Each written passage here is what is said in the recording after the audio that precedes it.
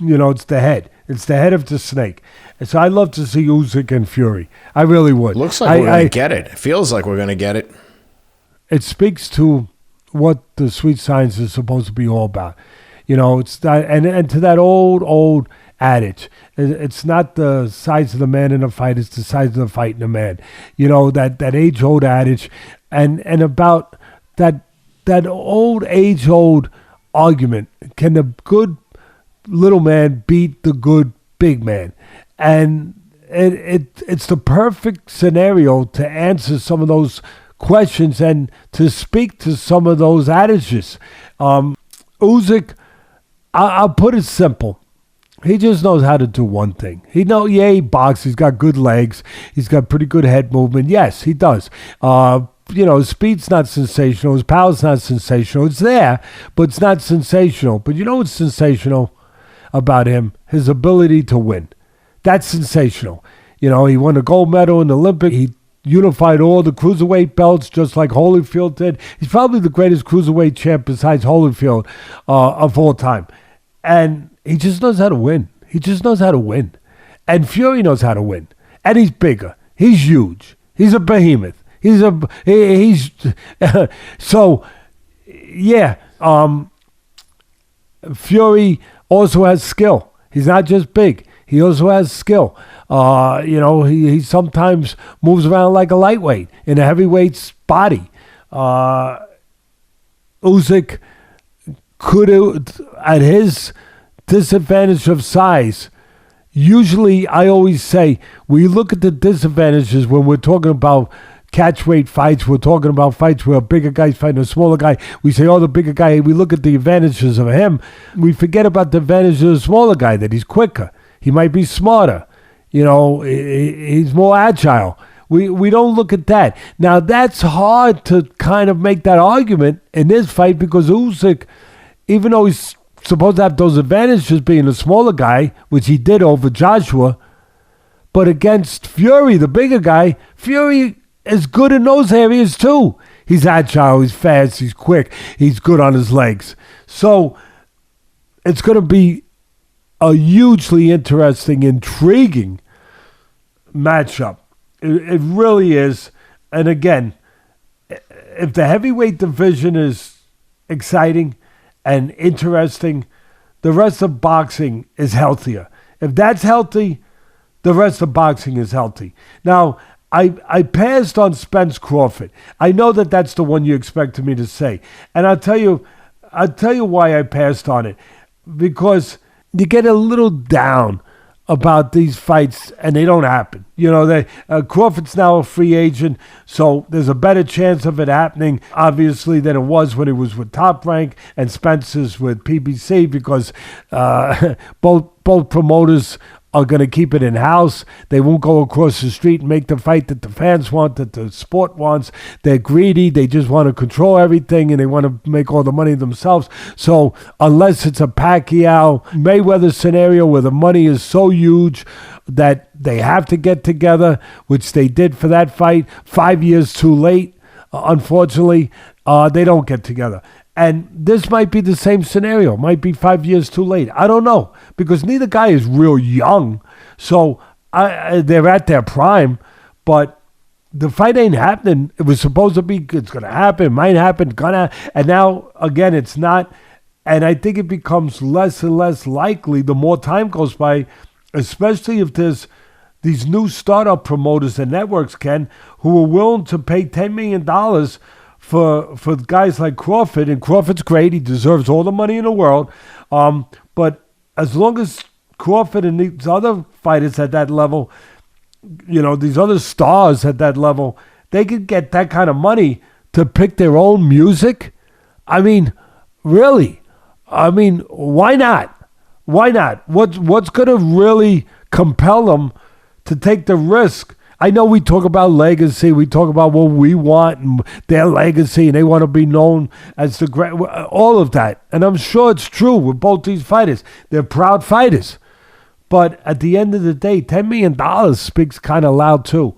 So when you're getting a chance to, fight guys that are not, I hate to say that it's a layup or it's a slam dunk. Anything can happen in the ring. I get it to a certain extent, right? But when you're getting $10 million to fight guys that you're completely outclass, I mean, I think you're going to probably be tempted to take that. So I don't know if that's going to happen. Obviously, that would be on the wish list, Ken.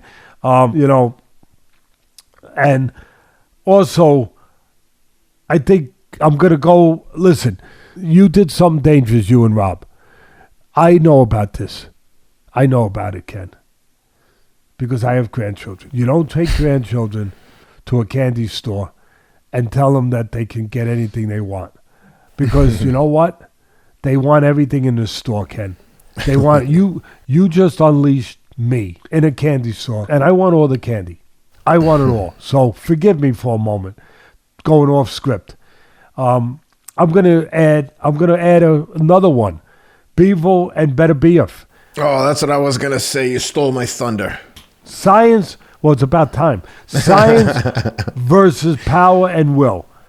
I mean, the X factor here is that, and this is the X factor, Ken. Bivol, although not as easy to see this talent because of his style of fighting, he has what Beterbiev has too, which most people don't. That great, great will. And he has that too. So, in other words, the pressure that Beterbiev breaks people with, I don't think it's going to break Mr. Bivol like rusty pipes. It's so for me, it's an incredibly intriguing fight. And then again, I can't help it. I see chocolate down that aisle. I see bubble gum. I see gummy. Oh my God, there's gummy bears here. Okay, gummy bears. Benavidez versus Canelo. And here's my reason. Canelo cannot claim to be the king at 168 until he fights Benavidez. This would be the epitome of the man with the silver spoon. I know the Canelo haters are going to get out there. That's okay. Hey, why should this year be any different than any other year? Just because it's a new year. Why should it be different? But I think it's the man with the silver spoon, Canelo, versus the guy who's been eating with his hands, which is Benavidez. And I don't think we're going to see it. I would love to see it. And I see some of those straws with the sugar in them. Oh, I love that. I love the straws with the sugar. Here we go. Ennis versus Crawford. And let me tell you why. Let's see once and for all, is this beautiful and powerful car, which I'm saying is obviously Ennis, as good on the track as it is on the side streets that it's been racing on. That's a perfect description. In other words, right? Is he real? Or, is he just Macy's window dressing at Christmas time? And I'll throw in one other little analogy there and a little saying. My son Teddy would always tell me about the late, great Willie Brown, the late, great Oakland Raider, who was with those great Oakland Raider teams. He was in the backfield. They were unbelievable, those guys, in the defensive backfield. And Willie Brown was a character. My son really liked him. They used to spend a lot of time together. And he used to say to my son, when such things would come up, he'd say, "Hey, don't tell me you're pregnant. Show me the baby." And that it's time to show the baby. You know what I mean? Don't tell me you're pregnant. I want to see the baby. I want to see really the goods now with Ennis. I'm tired of seeing this big giant guy just decapitate guys in the ring. I want to see him in there with someone that we can really say, "Oh, wow, yeah." He's got that too. He's got that too. And listen, I'm in the candy store. Deontay Wilder against Joshua. Clean up the heavyweight deck by getting rid of one and make the very protected. And again, Ken, it's New Year's, but why should things change that much? our great brothers and sisters across the pond, I got to give them something to hate at me. I got to give them something. I got to, right? Why wait? Why wait a day beyond the new year? But I think it's time to make the very protected and spoiled, privileged, rich Joshua actually take a fight that's both dangerous and he doesn't want to take. In other words, make him walk in his shoes like all the other commoners, who aren't as privileged. And, and again, my English brothers and sisters, they're going to blow another gasket for me daring to tell such unpopular truths, over what I'm saying about Joshua. But before they blow a casket, let me tell you, I say the same thing about Canelo. And of course, the great Mexican fans are going to say, they're going to come after me over that. But I say the same thing about Canelo. He's protected. He's privileged. He's overrated. Yeah, I said it. Joshua and him are overrated. They are. I know Canelo's starting to slide a little bit, but still, he's overrated. Happy New Year. Happy New Year, everybody. But I had to throw those in there. I'm sorry. I went crazy in the candy store. I don't think you're going to see, I don't think I can put Loma and Haney in there. A lot of people are going to say that's on the wish list. I'm not putting it. I think the fight's going to happen because they're both with the same promoter now. So it's an in-house fight. It's easy to make. It's going to happen. But here's the problem. Loma's too old. He's too small. And he's too old. He's starting to slide now. I'm not making excuses. I love Haney. But I think Haney now with his talent and his size, and he's only 24 years old, I think this fight for Loma should have been a Loma 4 years ago, at least 3 years ago. Not now. I really don't. I think we're going to see it, but it's not on my wish list at this point because I just don't think you're going to get a prime Loma anymore. I don't. So anyway, I'm sorry I went into that candy store, but can I go a little farther in the candy store, Ken? Sure. In a way, and Stephen Fulton. Fulton, most people are not going to have that on the list, but you got to put Inouye on there. You got a pure boxer in Fulton. Sweet Science versus the Monster. I mean, come on. That's like you go to the movies to see that, wouldn't you? I mean, the Monster was probably created in a science lab because he knows what the hell he's doing besides being a monster puncher. That would be really interesting. Inouye is a 118-pound champ. He's going to move up. This would be at 122 pounds where the top gun is Fulton. I would love to see it. And again, candy store, baby. Joe Joyce and Wilder. Just because I like thunder showers. Because... I would have loved to see George Foreman and Ernie Shavers. Two big guys, two big punchers. Joe Joyce is George Foreman. Wilder is Ernie Shavers with that powerful right hand. Same thing. And I'll throw in one more. Can't help it. And this is going to shock and amaze people that I'm going to put this in there because it would not be normally on my wish list because I don't think it makes a great fight. But Jamal, Charlo, and Andrade, not because, as I just said, it's a good fight to watch, because I don't think it would be good, because anyone who Andrade fights, it won't necessarily be an attractive fight to watch. His style is anti-fan friendly. It can be boring. But he wins. He's tall, he's long, he knows what he's doing. And I want this just because I'd like to see both of these prima donnas. Yeah, I say it. See, I don't care about the arrows that are going to come back.